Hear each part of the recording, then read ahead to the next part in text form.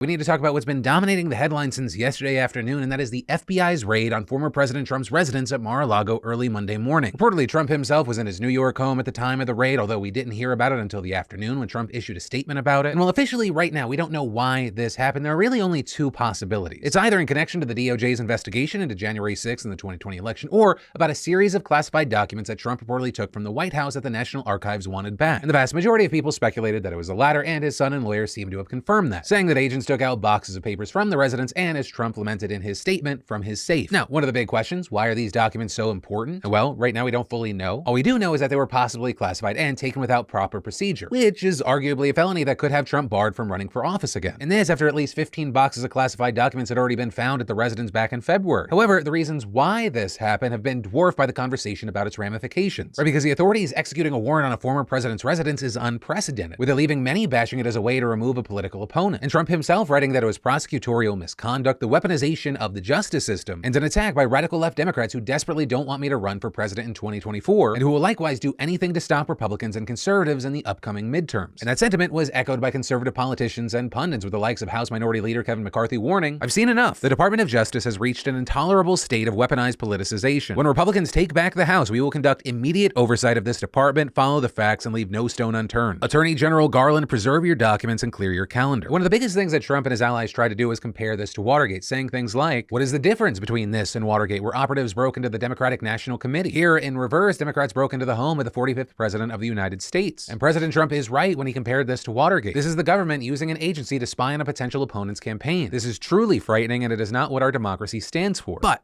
with all this, there are a number of things that need to be cleared up. First, despite what Ronald McDaniel thinks or is just publicly saying, this was not meant to spy on Trump's potential 2024 presidential campaign. That is just ridiculous. Even Trump's own lawyers have confirmed that it was linked to the top secret documents that he allegedly mishandled. Secondly, Watergate was nothing like this. That was a president hiring people to break into his opponents for political gain. This was a legal, nonpartisan police raid conducted by the FBI. And there's no way that a raid on a former president wasn't approved by Director Christopher Wray, who notably is a lifelong Republican and a Trump appointee. And Biden reportedly didn't even know that the raid was going to happen and found out about it on the news like the rest of us, with Representative Carolyn Maloney saying, "Presidents have a solemn duty to protect America's national security, and allegations that former President Trump put our security at risk by mishandling classified information warrant the utmost scrutiny." But all that still hasn't stopped Trump supporters from calling the execution of this search warrant a political tactic to silence an opponent, with Trump and Senator Marco Rubio warning that this tactic was used by third world countries, and saying that Biden is playing with fire by using a document dispute to get the Justice Department to persecute a likely future election opponent, because one day what goes around is going to come around, and then we become Nicaragua under Ortega. And that sentiment was even picked up outside of the US, with the president of El Salvador asking, what would the US government say if our police raided the house of one of the main possible contenders of our 2024 presidential election? But also you had people pushing back saying, yes, this is unprecedented because we've never had a president do what Donald Trump has done, trying to stop the peaceful transfer of power, doing what he did around January 6th, taking classified documents. And others arguing that just because you are a former president or a potential political opponent, it does not suddenly make you immune to scrutiny over alleged crimes. And asking, how would these politicians be held accountable if any investigation into illegal acts is suddenly an alleged tactic to silence them? But ultimately where we're at right now is you have a sizable number of conservatives now calling for the dissolution of the FBI and other intelligence agencies over this. With that, of course, just being one thing, I mean, some people are calling for the dissolution of the US or civil war. And it's not just random Twitter accounts that are saying this. We're talking about people with large followings. And while all of that is happening, you go to some of these Trump forums and you see people calling for people to take up arms, calling for violence. And quickly, this becomes something that doesn't just affect the midterms or the 2024 election, but like we're talking about potential violence here, especially with a number of these people who have large audiences saying that Trump was just the first, that you are next, which is an absolutely bizarre jump. But as always, thank you for watching, subscribing, and thanks to our fantastic sponsors like Coinbase, and more specifically,